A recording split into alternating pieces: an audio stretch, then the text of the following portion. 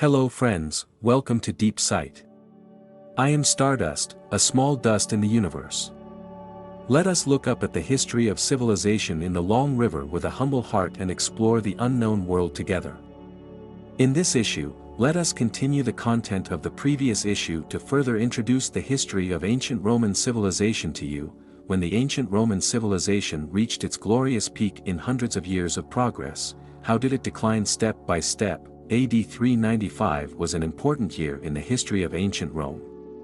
In that year, Rome split into East and West Rome.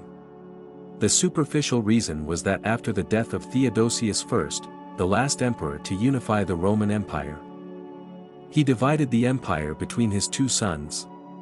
In fact, the division of East and West Rome was more related to the geography, economy, military, politics and culture of the empire.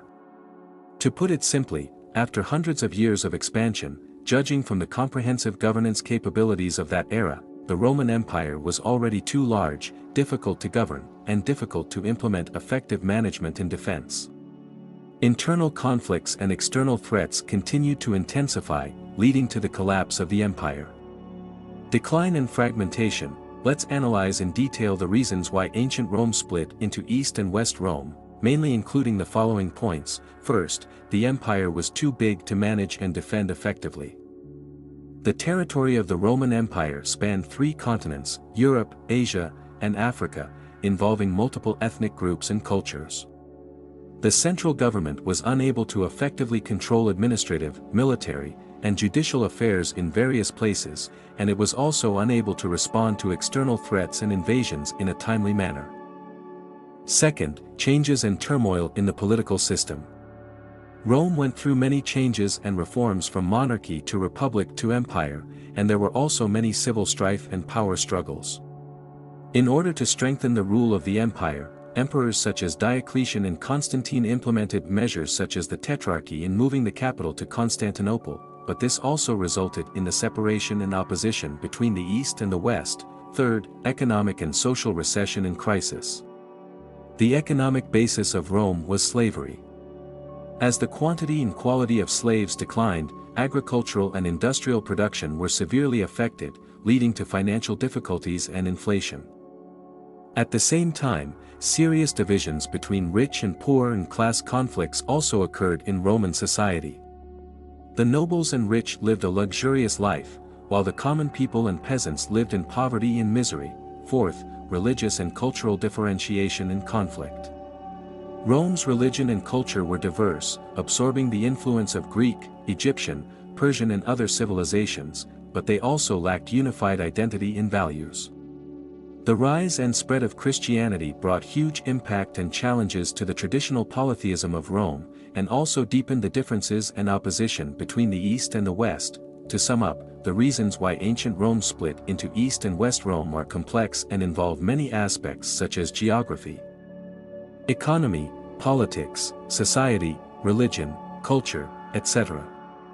It is a long-term historical process and an inevitable historical result. So why did Western Rome, the birthplace of Rome, survive much longer than Eastern Rome?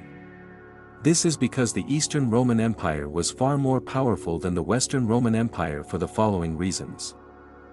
Geographical advantages. The territories of the Eastern Roman Empire are mainly located in Anatolia, the Balkans, and Egypt. These areas have natural barriers such as mountains, straits, and deserts, which can resist the invasion of foreign enemies. The territory of the Western Roman Empire was mostly plains and river valleys, which were easily invaded and plundered by barbarians. Economic strength. The Eastern Roman Empire had a relatively solid economic foundation, rich agricultural and industrial resources, and developed maritime trade. Places such as Egypt and Syria were the empire's granaries and tax sources, providing the empire with sufficient financial revenue and material supplies. The economy of the Western Roman Empire was in decline. It was destroyed and exploited by barbarians and lost important agricultural and commercial areas, leading to financial difficulties and inflation. Political system. The political system of the Eastern Roman Empire was relatively stable and effective. The authority and status of the emperor were maintained and strengthened, and the administrative and military institutions of the government were relatively sound and orderly. The political system of the Western Roman Empire was relatively chaotic and corrupt. The emperor's authority and status were weakened and challenged, and the government's administrative and military institutions were also fragmented and ineffective. Culture and religion. The culture and religion of the Eastern Roman Empire were relatively unified and inclusive, dominated by Greek culture, absorbing the influence of other civilizations and forming a unique Byzantine culture. Orthodox Christianity also became the state religion of the empire, providing spiritual support and social cohesion to the empire.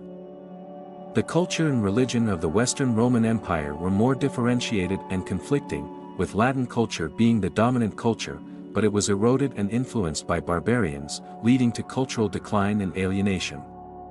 Although Catholicism was also the state religion of the empire, it was threatened by heresy and schism, and had disagreements and opposition with the Orthodox Church. Let's expand in detail and talk in detail about the invasion of Western Rome by barbarians. This is a concrete manifestation of the interweaving and influence of multiple internal and external factors.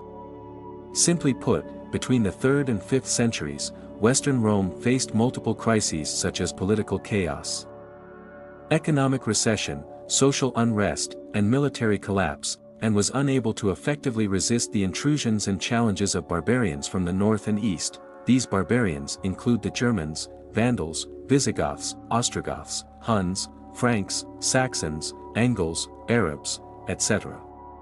Some of them went south to escape the pursuit of the Huns. Some went west to seek better living conditions, some went east to expand their sphere of influence, and some went north to spread their religious beliefs. The relationship between these barbarians and the Western Roman Empire was not always hostile. Sometimes there was cooperation and assimilation. But in general, they had a huge impact on the military, political, economic, cultural and other aspects of the Western Roman Empire. And destruction. Here are some specific examples. In 406 AD, the Germans took advantage of the Roman army's withdrawal from the border, crossed the Rhine River in large numbers, entered Gaul, and began a large-scale invasion of Western Rome. They established their own kingdoms in Gaul, Spain, Britain and other places, weakening the rule and income of Western Rome. When the barbarians invaded the Western Roman Empire at the end of the 5th century AD, what was the scene like inside the decayed Western Rome? Members of the Senate gathered in the assembly to discuss whether to go to war and how to defend Rome's borders and interests. Their attitudes vary. Some advocate peace, some advocate war, some advocate compromise, and some advocate secession. Their argument was heated and even a physical fight broke out. The soldiers quarreled with representatives of the civilian population, representing different classes and interests of the Roman Empire. Soldiers were the backbone of the Roman Empire.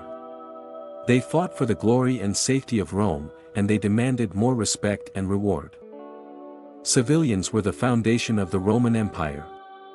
They worked for the prosperity and stability of Rome, and they demanded more freedom and welfare. Their conflicts deepened day by day, leading to social unrest and violence. The weak and helpless emperor was at a loss on the throne, not knowing what to do. As the supreme ruler of the Roman Empire, his power was restricted by the Senate, his prestige was challenged by the soldiers, and his confidence was challenged. Raised doubts from civilians. He faced a fragmented empire, a crisis-ridden situation, a difficult choice, and an unpredictable future. Such a scene gives people a sense of historical reality and heaviness. This is the process of the decline of an empire. There are different opinions on the time of the demise of the Western Roman Empire, but it is generally believed to be in 476 AD or 480 AD.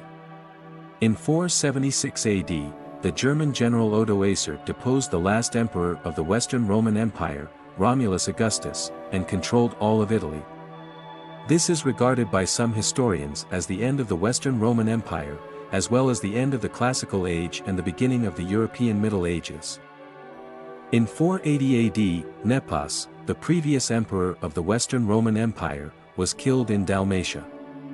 He had ascended the throne before Romulus and was recognized by the Eastern Roman Empire.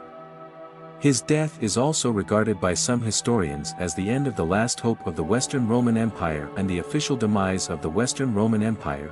The specific circumstances of the fall of the Western Roman Empire can be summarized from the following aspects. Political aspect. The political system of the Western Roman Empire became increasingly corrupt and chaotic. The emperor's authority and status were weakened and challenged, and the administrative and military institutions of the government were broken and ineffective. Most emperors were elected or assassinated by soldiers or nobles, rather than through legal inheritance, leading to frequent competition for the throne and civil strife. Emperors were often controlled and threatened by Germanic mercenaries, and were even forced to abdicate or be killed. The last emperor of the Western Roman Empire, Romulus Augustus, was deposed by the German general Odoacer in 476. Economic aspect. The economic foundation of the Western Roman Empire was declining day by day. It was destroyed and exploited by barbarians and lost important agricultural and commercial areas, leading to financial difficulties and inflation. Africa, the granary and tax source of the Western Roman Empire, was captured by the Vandals in 439, putting the Western Roman Empire's economy into crisis. The trade of the Western Roman Empire was also severely hit. The loss of gold and silver and the devaluation of the currency caused the economy of the Western Roman Empire to be disconnected from the economy of the Eastern Roman Empire. Social aspect. The social structure of the Western Roman Empire became increasingly divided and turbulent, and the gap between the rich and the poor and class conflicts continued to intensify. The nobles and rich lived a luxurious life, while the common people and peasants lived in poverty and misery. Social order became increasingly chaotic, with riots, gangsters, and bandits running rampant, and uprisings by slaves and peasants also continued to occur. The cities of the Western Roman Empire were also declining day by day, with a sharp decline in population and cultural decline. Many cities were destroyed or occupied by barbarians. Military aspect.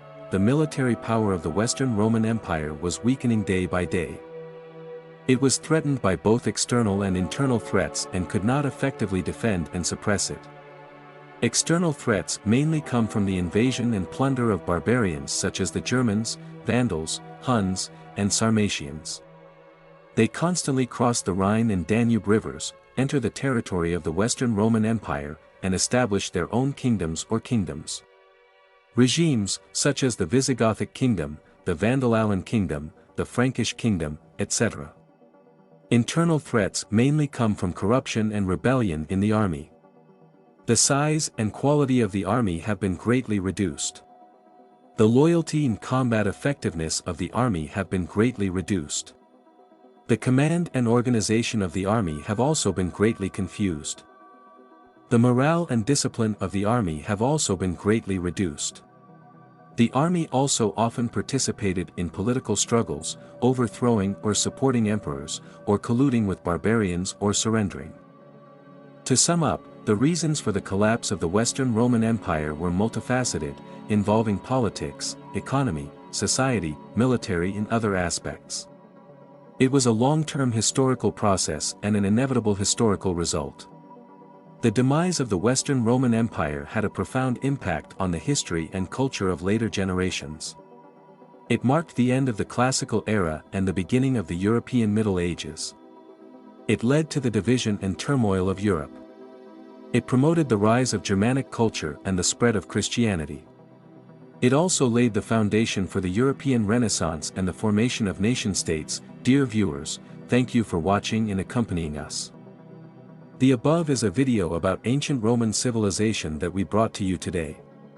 I hope that through this video, we can understand the history, characteristics, achievements and influence of different civilizations, appreciate their beauty and diversity, think about the exchanges and interactions between different civilizations, and reflect on the problems and challenges of different civilizations. We believe that civilization is the commonwealth and common responsibility of mankind. We should respect and protect every different civilization and let the light of civilization illuminate our future.